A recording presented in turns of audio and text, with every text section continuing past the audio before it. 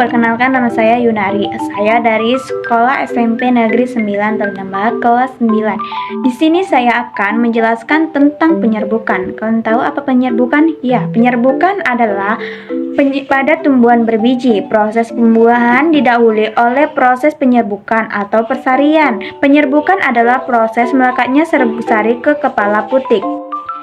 Agar semakin jelas mempelajari tentang penyerbukan, simaklah bagian-bagian berikut.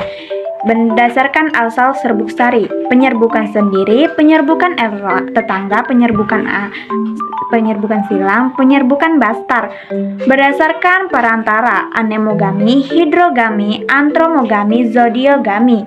Terdiri atas entomogami, kriptogami, ornitogami, malakogami.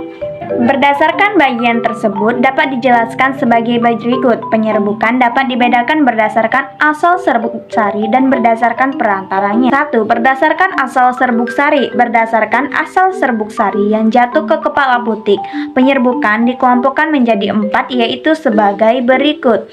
Yang pertama, penyerbukan sendiri. Penyerbukan sendiri terjadi jika serbuk sari dan kepala putik berasal dari satu bunga. Penyerbukan sendiri dapat terjadi pada saat bunga belum mekar ataupun pada saat bunga sudah mekar. Yang kedua, penyerbukan tetangga. Penyerbukan tetangga terjadi jika serbuk sari yang menempel pada kepala putik berasal dari bunga lain yang masih dalam satu pohon. Contohnya adalah tanaman jagung. Yang ketiga, penyerbukan silang. Penyerbukan silang terjadi jika serbuk sari yang menempel pada kepala putik berasal dari pohon yang berbeda, tetapi masih tanaman yang sejenis. Penyerbukan silang biasanya terjadi pada tanaman berumah dua, seperti melinjo dan pinus. Yang ketiga, penyerbukan bastar. Penyerbukan bastar terjadi jika serbuk sari berasal dari bunga tumbuhan lain yang berbeda varietas, tetapi masih satu spesies. Sebagai contoh, serbuk sari dari jambu batu daging merah menyerbuki putik dari jambu batu daging putih. 2. Berdasarkan adanya perantara. Berdasarkan adanya perantara, penyerbukan dikelompokkan menjadi 4, yaitu sebagai berikut. Yang pertama, anemogami. Anemogami adalah penyerbukan yang terjadi melalui perantara angin. Contohnya bunga dari tumbuhan padi, jagung, dan rumput-rumputan.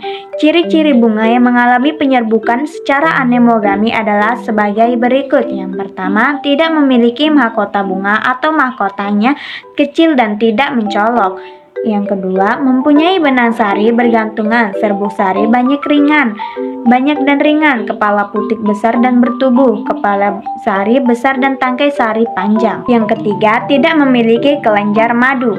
Bagian B, hidrogami. Hidrogami adalah penyerbukan yang terjadi melalui perantara air. Hidrogami terjadi pada bunga yang hidup di air. Contohnya adalah tumbuhan hidrilia.